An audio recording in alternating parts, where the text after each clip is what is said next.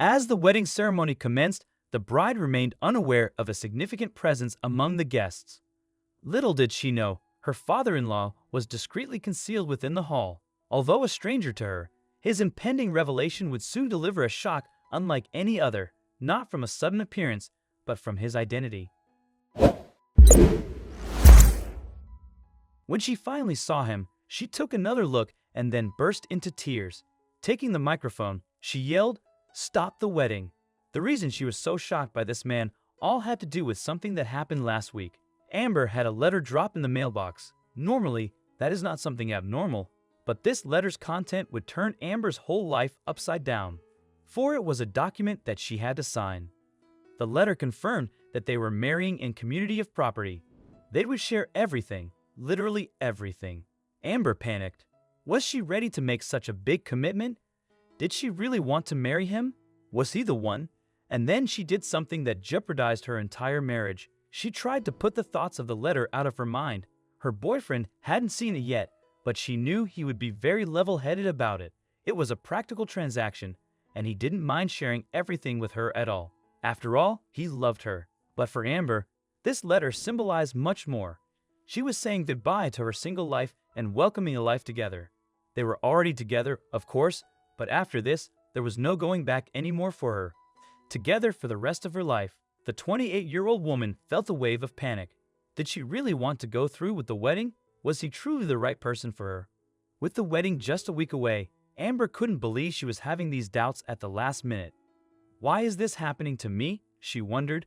Feeling overwhelmed, she decided to take drastic action. Waiting until her husband was asleep, she quietly packed her bags. Although she didn't want to lie to him, the doubt was too much. Before she knew it, Amber left the house with her suitcases, unsure of where she was headed, but unable to stay. She just wanted to get in her car and drive, and that's exactly what she did. After driving for over 2 hours, Amber stopped at an old bar. She didn't realize it at the time, but this place would change her life. Walking into the bar, she felt lost and alone. Sitting down, she ordered a double whiskey with ice, knowing it would prevent her from driving. This lack of planning was intentional. She needed a break from making decisions. What should I do now? She spoke to the bartender, leaning her head on the bar rim. The bartender stuttered and didn't know how to answer, but there was one person who would give her the perfect answer, and he was about to walk in. As Amber tried to share her story with the uninterested bartender, the pub doors opened. Amber later told her mother it was like watching an old western when the clanging saloon doors swung open. By now, it was 11 o'clock p.m., and it was dark outside, so Amber had a hard time seeing who came in, but it seemed to be an older man. He was well-dressed in a dark blue suit, and he was making his way through the pub. Amber felt a strange warmth from the man who approached the bar and sat next to her, ordering the same drink. After a moment, she opened up to him about her anxiety over her impending marriage, feeling guilty and unsure if she was ready. The man, empathetic and wise, shared his own experience of overcoming doubts in his marriage of over 40 years. He emphasized the importance of open and honest communication with her partner. Before leaving, he mentioned having something for her in his briefcase. However, when Amber returned from the restroom, the man was gone, leaving her both curious and reflective. Realizing she couldn't avoid her problems forever, she decided to face her boyfriend and have an honest conversation about her doubts. When the cab finally stopped in front of her house, Amber really had to face the moment. She still wanted to turn around and run away, but the kind old man's words helped her to keep walking. She sat down next to her boyfriend on the bed and gently tapped his shoulder. "Honey, wake up. We need to talk," she said. Her boyfriend David slowly woke up and sat up straight in bed. "Why are you crying, baby? And why do you feel so cold? Did you go outside or something?" he asked. David looked at her with that same worried face he always had when she was sick, but physically, she felt fine. It was her mind that was racing. Amber explained the whole situation. She explained that she had received a letter about getting married with sharing all their property together. She also told him that she had driven away because of all this overthinking. She left out the part where she met the mystery man because that no longer mattered. His message was enough for Amber. What David then did immediately removed all doubt from Amber's mind. David took her hand and told her that he was glad she shared this, and that, just like her, he was nervous about the future too, but that they would figure it out together. "That's what couples do," he said. David truly was the one for her, and the words of the old man in the bar echoed again in her head. Honest communication with your partner is the key to a happy marriage. Amber had no more doubts and was now once again looking forward to their wedding day. From that moment on, they planned everything together, no more secrets, and more importantly, no more doubts.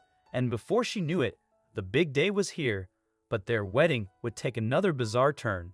Amber was all set. She was wearing a beautiful white dress, and she had a smile from ear to ear. This day is going to be perfect, I just know it, the happy bride-to-be said to her best friend. They were getting married in a cute little church that was a few villages away, and all the family members present were there. Amber hadn't yet met David's father, who had moved to Canada after his wife's death. She was intrigued by David's stories about him and was curious to meet him at the wedding. However, as the ceremony began, his chair remained empty, causing concern. Just as they were about to proceed without him, a surprising turn of events occurred. As the pastor asked if anyone objected to the marriage, a man walked onto the stage from behind the curtain, leaving Amber in disbelief. It was the same man she had met at the bar, and she was shocked to see him there. He approached the couple, hugged David, and whispered something to Amber. Overwhelmed with emotion, she called out to stop the wedding, unable to comprehend the situation. The audience was in shock. The man carefully took the microphone from the pastor's hands and introduced himself.